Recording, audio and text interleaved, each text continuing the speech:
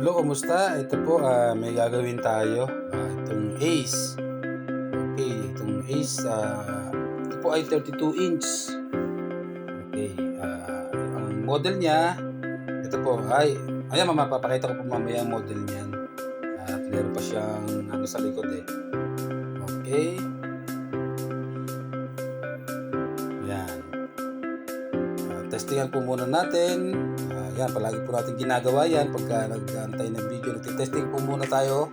Sasaksak para malaman niyo din po ang issue ng unit. Ano? Okay, sinaksak na natin. Wala siyang power. Okay. Bali, ang issue po nito, sabi ng may-ari ng TV, ito daw po ay natuluan ng ulan. Ano? Na napatakan ng ulan ng likod nito. Okay, ano? Okay, ano? Yun, nagawa sa akin at sabi nga nila may pumutok daw sa loob ng board niya. Yan, at dito malalaman natin kung anong naging problema sa loob niya. Kung saan banda siya pumutok. Ito, fast forward muna tayo dito at binubuksan lang naman ang unit.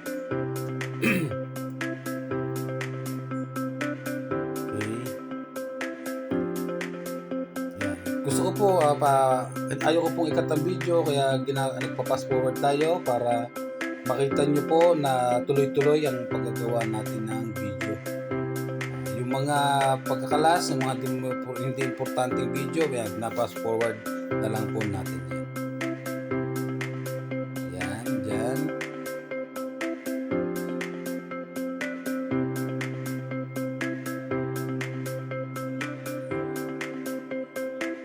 Okay,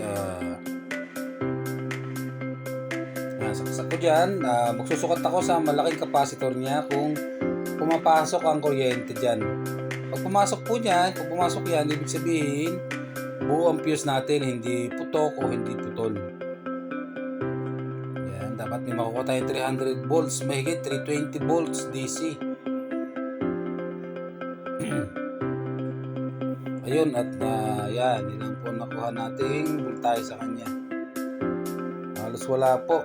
Yan, millivolts lang, wala. Ayan, wala po yan. Pagka ganyan, ano. Ibig sabihin, may problema ang ating primary section. Yan. May problema ang ating primary section board. Ito, kalasin muna natin ang ating main board, ang ating board para makita nyo po ng maigi kung anong parts ang nasira dyan.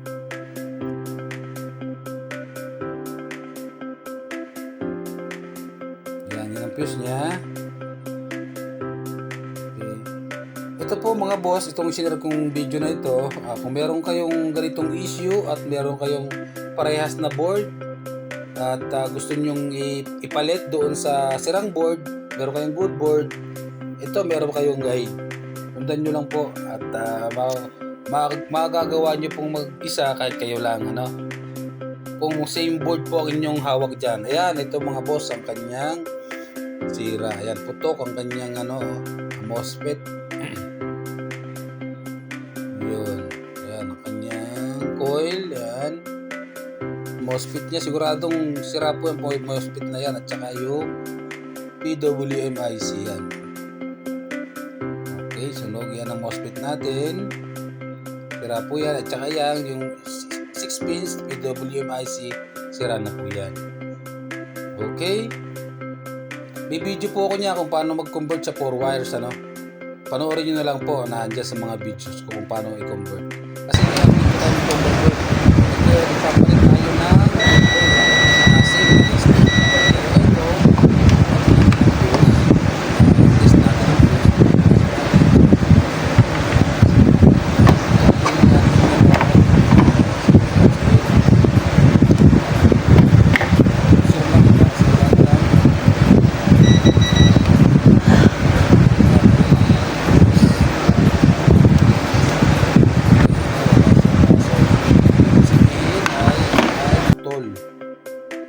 ang ating primary. Okay, ulitin ko po, meron akong video niyan kung paano mag-convert ng 4 wires kung wala kayong mga MOSFET parts na yan. PWMIC, meron po akong videos niyan. At saka kung paano patibayin ang 4 wires. Okay, pagka sira ang MOSFET, PWMIC, yun po yung sinabi ko po, inulit ko lang po. Yan, dito po hindi tayo mag-convert. Papalitan natin ang same na board ng ACE. Okay, kung kayo po merong ganito kayong issue at may extra kayong board na parehas, ito po ang napakagandang guide para sa inyo mga boss. At mamaya makikita nyo rin kung paano i-adjust ang display niya. Yan, ito na po ang ating same board. ACE din po ito. Yan, ACE din. Yan ang good board natin. Yan yung isa, yung sira. Okay. Dahil gusto ng may-ari na ayaw niya i-convert sa 4 wires, gusto niya good board ang ilagay, so sinunod po natin yon. Ito, hindi tayo magko-convert, good board ng ACE din ang ilalagay natin.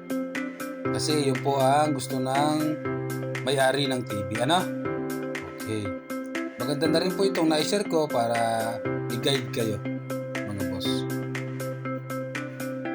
Dito, set up muna natin ang ating board na ipinalit.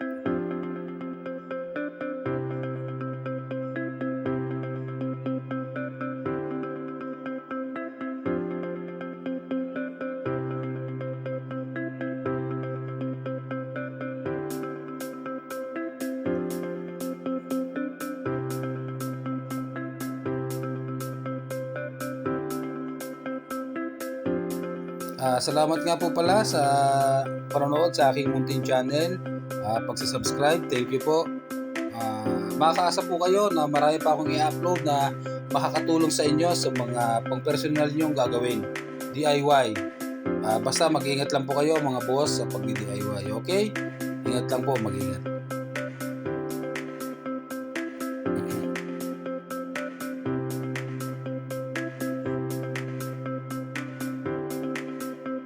Yan, dito sineset up muna natin at para matesting natin yung ating ACE na motherboard na kinabit. Kung tatanungin nyo po kung bakit hindi ko na lang kinonvert, ang gusto po ng may-ari ay ayaw niya i-convert, gusto na niya ay buong board pa din ng ACE ang ilagay. Yun ang gusto niya. Okay, kaya sinunod lang po natin. At ito para mayroon din kayong guide kung gumawa kayo ng ganitong parehas ng issue.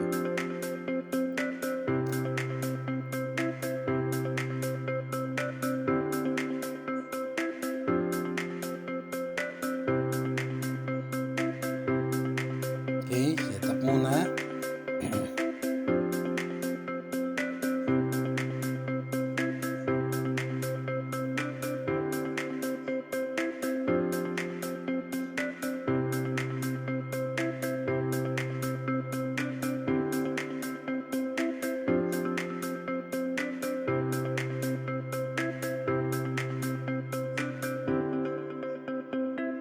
Dito, fast forward muna tayo mga boss. At tinatakpan lang naman, Yan.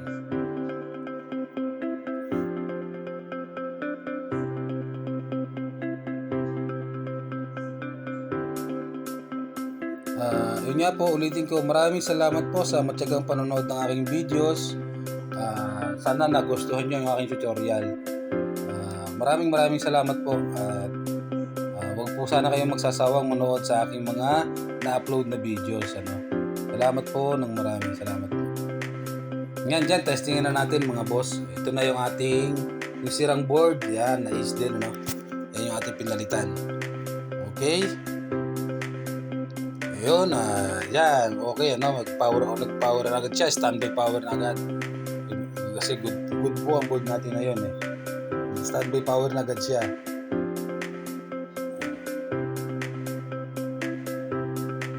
Okay, isin lang natin.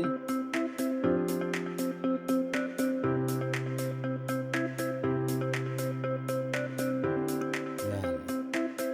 Nais ko lang po ang ating TV para makita niyo po ng maayos kung ano naging resulta pagka pinalitan ng board na same ace kung ano magiging resulta sa screen. Yan, mahalaga din po makita nyo na ito, huwag nyo i-skip para malaman nyo kung paano gawin ang ganitong issue pag nagpalit kayo ng board. Yun, mapapansin nyo mga boss, baliktad siya. Yan, tiwarik, upside down ang picture niya. Okay, yun, nasa baba yung ating tatak ng A sa frame, baliktad naman yung kanyang tawag po dyan, naka-mirror po ang tawag dyan. Magagawa pa po yan mga ganyang issue, no? Sundan nyo lang. Salamat po sa mag-subscribe mga boss. Sundan nyo lang at makikita nyo kung paano gawin. Yan, no? Baliktad, di ba? Okay.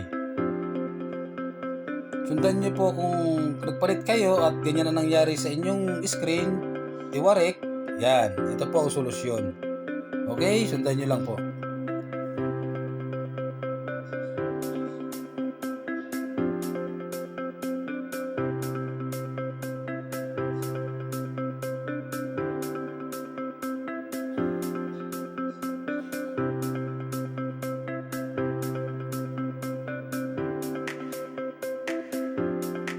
Yan, tinuturo ko po dyan kung anong pipindutin sa remote para mapalabas natin ang factory settings. Pupunta po tayo sa factory settings ng TV, ng software niya. Kasi doon po tayo mag-a-adjust. Yan, ito po.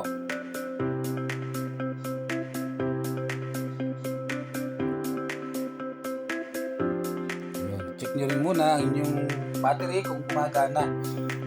Pag-check niyan, kung gumagana ang remote, itapat nyo lang sa camera, pindutin nyo, biblink yan ng violet, yun. Sa camera ng cellphone po, yan. Ibig sabihin yan, gumagana ang inyong remote at okay ang battery. Yan. Yun, yan. Menu, press 1147 para po mapalabas natin ang, yan, mapapansin nyo dyan mga boss, solarize siya, di ba? Masama ang kanyang kulay, pangit ang kulay niya, oh. Yan, parang negative film, negative picture. Yan, yung mga niya, yan po ang ating ayusin. Software, problem po yan. Maayos po yan sa kanyang software, factory settings niya. Service mode. Menu, 1147. Yan. Ito nyo lang po yan para mapasok nyo. Tatandaan nyo po mga boss kung ano lang ang aking ginalaw sa videos, sa settings, yun lang ang sundan ninyo. Wala po kayong ibang gagawin para hindi masira ang program nyo. Okay? Wala kayong ibang i-adjust kasi pag nagkamali kayo ng adjust, maaari pong makurap ang inyong system, hindi na po yan mag-power on. Okay? Yan. Nandiyan tayo sa service mode niya. Okay, nakapasok na tayo sa service mode, factory settings. Yan. Dito tayo pupunta. Unang-una pupunta tayo sa panel settings, sa number 7 kasi tiwarik siya eh. Yan. Sundan nyo lang po. Yan. Tapos number 10 mirror. Yan, ano nyo na yun. Punta kayo sa number 10 mirror. Punta kayo doon. Mapansin nyo, naka-off, i-on po dapat.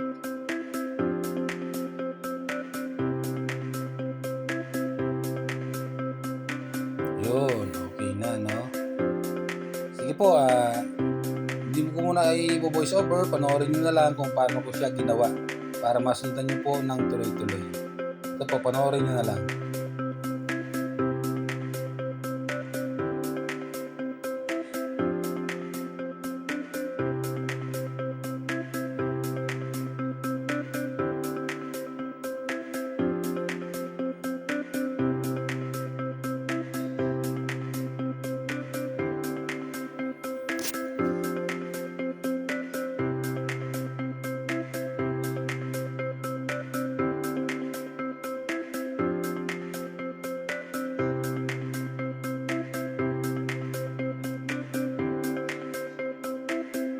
Yan po, nag-adjust ako sa color bit. Minsan nakukuha yan dyan. Yan po ay 8-bit. 8-bit yan, tsaka 16-bit. Nag-adjust ako dyan. Pag wala dyan, ilihanap po kayo ng iba. Yan, hindi po dyan ma-adjust sa 16-bit. Okay? Yan. So, hindi siya nagalaw. 8-bit pa rin yan. So, wala dyan ang solusyon. Yan, sundan nyo lang po.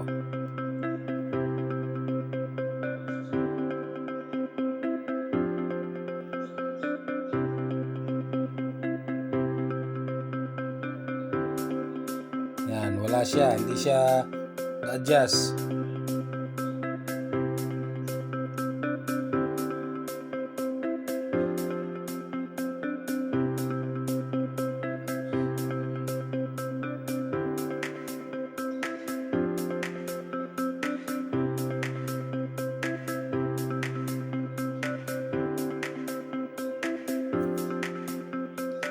Yan, balik tayo. Yung mirror niya, yung baliktad niya, naayos na po natin eh. Kung nasundan nyo po, ayos na. Balik tayo dyan, yan. Ayan. Yan po, hinahanap ko yung ano niya. Hinahanap ako dyan tamang i-adjust. Yan, wala dyan, wala po dyan. Lalabas ulit tayo dyan. Okay. General, yan, wala din po dyan. Yan, wala dyan. Wala kayong lilikutin dyan. At balik tayo sa panel settings ulit, ano. Yun. Panoorin nyo po mabuti para malaman nyo kung paano naayos ang ganyang issue. Yung kulay po niya, ang ayusin natin dyan, ano. Yung kulay, kasi solarize. Hindi yung pagka-negative.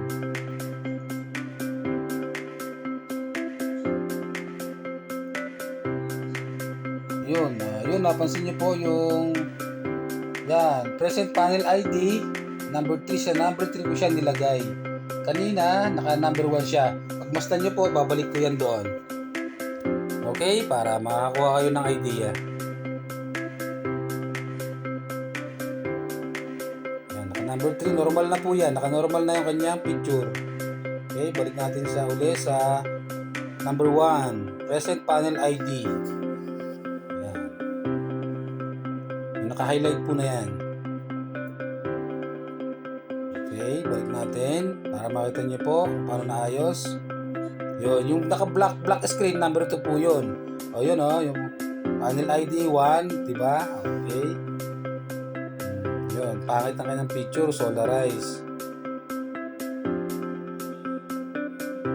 Pag in-adjust mo sa 2, black screen yan.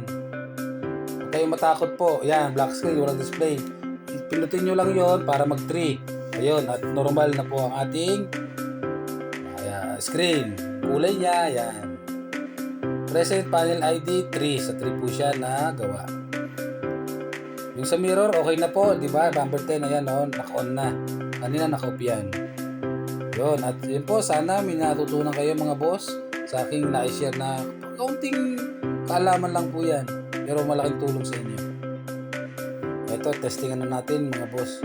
Pag sinave po yun at power off nyo, tanggalin nyo yung charger yung cord. Pag namatay na yung red standby, okay na yun. Saksakin nyo na uli. Pwede nyo buksan sa remote o kaya sa power on sa buton.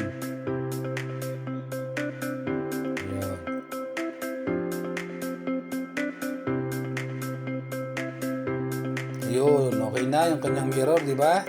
Hindi na siya baliktad, hindi na siya upside down.